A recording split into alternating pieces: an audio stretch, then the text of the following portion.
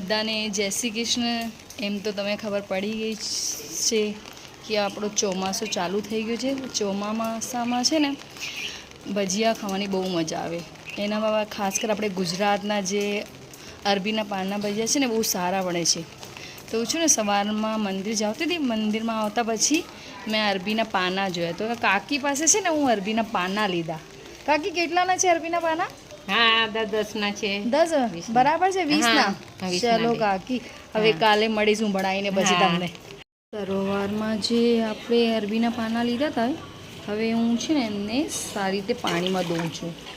એને સારી રીતે પાણીમાં ધોવાનું કે ચોમાસામાં છે ને થોડી કીચડ હોય છે. આ શાકભાજીવાળા વેચવાળા વેચારા અમુક ટાઈમ થેલું નીચે રાખે છે, તો એનામાં કીચડ વધારે લાગી જાય. તો એને છે ને ખુલ્લા પાણીમાં સારી રીતે આપણે પાણીમાં ધોઈને પછી સૂકા કપડાં સુકાઈ દઈએ. હવે આપણે પાના ધોઈ લીધા છે. હવે એમને લૂસીને એની નસો કાઢીએ છીએ.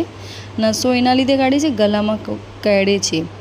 એમ તો હવે સિઝનમાં બહુ કૂણા પાના આવે છે, દેખી શકો છો. હવે પાના ધોઈને સુકાઈને આપણે એની નસો કાઢી દી છે. આપણે 20 થી 25 સુધીના પાના છે. તો એના મેં 500 ગ્રામ બેસણ લીધું ને 2 લેમન જ્યુસ છે ને 10 થી 12 લસણની કળીઓ છે ને વાટેલા મરચાં છે. અગર મરચાં તીખા છે તો 4-5 ઇનફ છે.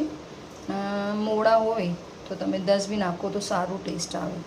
અને પછી લાલ મરચું, હળદર, અજમો અને મીઠું આપણે સ્વાદ અનુસાર નાખીએ. લેમન જ્યુસ, વાટેલા જે મરચાં ને લસણ આદું છે એ, લાલ મરચું,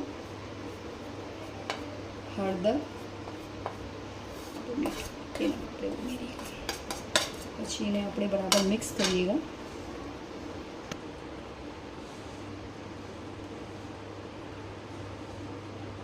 પછી એનામાં પાણી થોડું ધીરે ધીરે નાખીએગા, કેમ આ છે ને ઢીલો બની જાય તો પાત્રા વણાવવામાં આપણે બહુ તકલીફ પડે. મતલબ થીક હોય ને એનું બેટર તો બહુ સારું બને. એને ધીરે ધીરે આપણે બનાવીને બેટર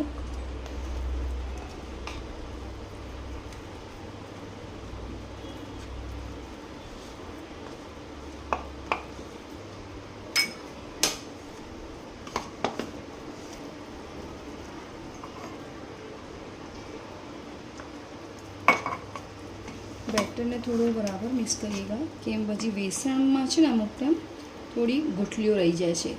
તો પછી થોડો જ્યારે આપણે પાત્રાને લગાવવા જઈએ તો ગુઠલીઓ હાથમાં આવે છે તો સૂકો લાગે છે. એના કરતાં છે ને પ્રોપર એમને થોડો મિક્સ. તો પાણી છે એનામાં થોડો ધીરે ધીરે નાખીએ, એકદમ નહીં નાખીએ. બેસણ એકદમથી ઢીલું થઈ જાય અને બેસણ છે ને પાણી એકદમથી વધારે લેતું નથી, એના લીધે. ઓલમોસ્ટ આપણું બેટર તૈયાર છે.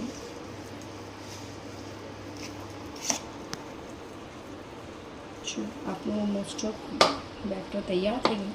જો તમને થોડું લાગતું હોય ઠીક છે તો પછી એનામાં તમે થોડું હજુ પાણી એડ કરી શકો છો.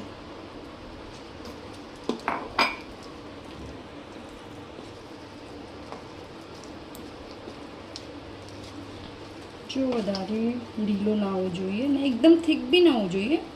આપણે એમને ઇઝીલી પાના પર સ્પ્રેડ કરી શકીએ ને પાના બરાબર વણાઈ જાય તો એના લીધે. જો આપણે ઓલમોસ્ટ બેટર તૈયાર છે. ઓકે, જો આપણું બેટર ઓલમોસ્ટ રેડી થઈ ગયું છે. હવે છે મેં પાત્રા લીધા છે. હવે એમને બરાબર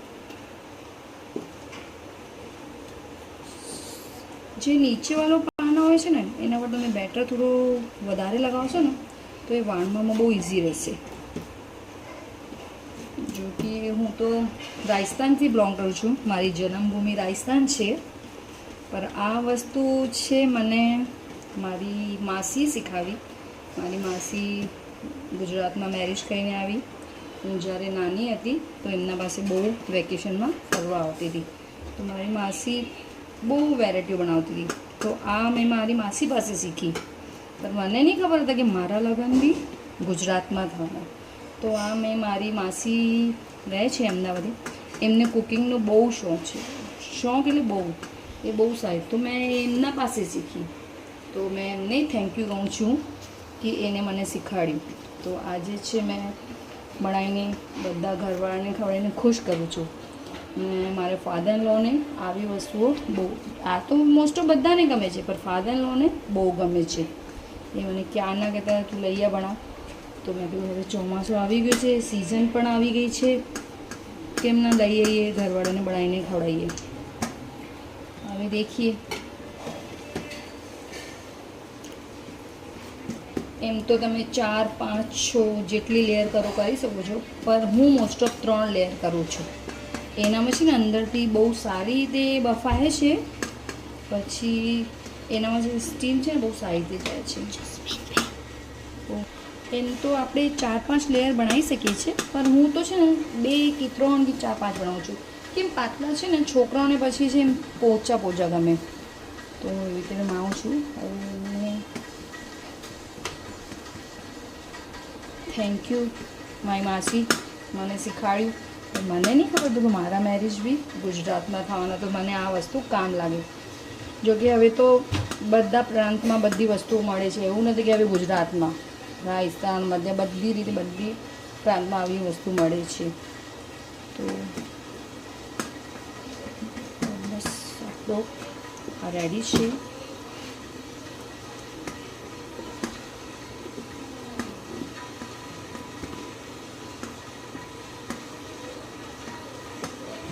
મેં એનામાં 3 કે 4 જ રાખ્યા છે, તો એકદમ છે ને પોલા પોલા બનશે, સારી રીતે બનશે. તો સ્ટીમ એનામાં સારી આવે.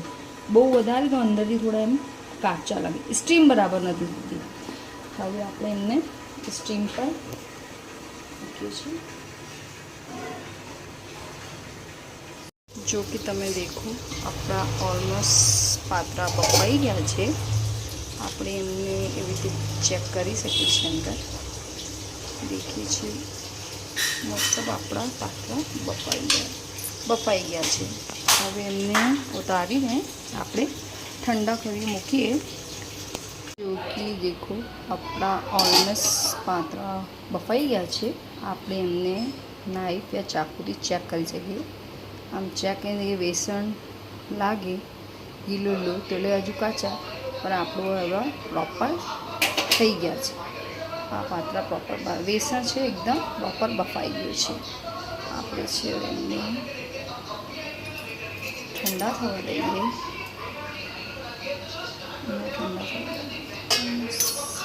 જો આપણા પાત્રા હવે એકદમ ઠંડા થઈ ગયા છે. એમ તો એમને ગરમ ગરમ કાપવા જઈએ ને તો એમને જે અંદર રાઉન્ડ છે ને પ્રોપર એ તૂટી જાય, અને ઠંડા કરે કાપીએ ને તો એની જે ફિનિશિંગ જે રિંગ રાઉન્ડ છે બહુ સારા આવી. આપણા પાત્રા બફાઈ ગયા, હવે ઠંડા થઈ ગયા. એમને રાઉન્ડ કાપીને, જો ઠંડા થઈ ગયા તો કાપવામાં બહુ ઇઝી પડે છે, બહુ ઇઝી રીતે કપાય છે, બહુ સારી રીતે કપાવે છે. ઠંડા થઈ જાય ને તો કાપવામાં બહુ સારા લાગે. થોડા ગરમ હોય તો કાપવામાં થોડી તકલીફ પડે, અને એની જે લેયર છે ને બરાબર નથી બનતી. તમે ગમે ત્યારે એને પીસમાં કાપી શકો છો, રાઉન્ડ બી કાપી શકો અને સ્ક્વેર બી કાપી શકો. હવે છે જો આપણે એનામાં રાઈનો વઘાર, સાથે આપણે એનામાં લીધી છે તેલી,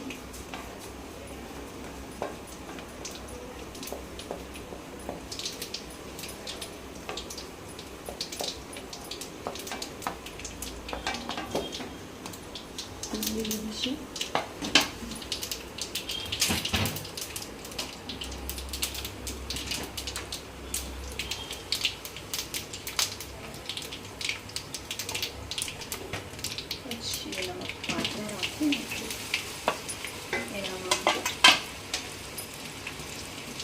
ગોળ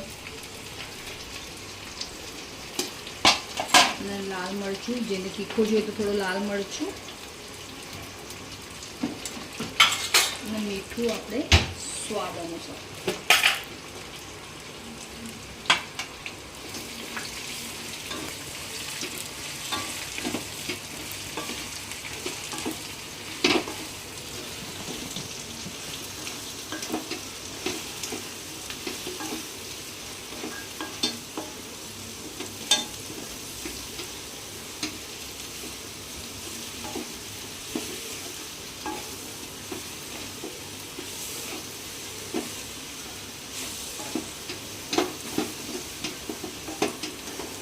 આ વરસાદમાં મોસ્ટ ઓફ બધાને ગમે જ છે અને આ ગરમ ગરમ ખાવાની મજા જ અલગ હોય છે. જેને તીખું ભાવતું હોય એનામાં તમે ગોળ ના નાખો અને જેમને થોડો ખાટો મીઠો ટેસ્ટ જોઈએ તો તમે ગોળ નાખી શકો. પછી અમારા ઘરમાં તો ખાટું મીઠું ચાલે જ છે તો એના કરતાં અમે ગોળ નાખ્યું છે. તમે ગોળ એનામાં સ્કીપ બી કરી શકો અગર તમને મીઠું ના ભાવતો હોય. પછી છેલ્લામાં આપણે એનામાં નાખીએ કોપરો, ગીર્નિશ કરી લીલો કોપરો.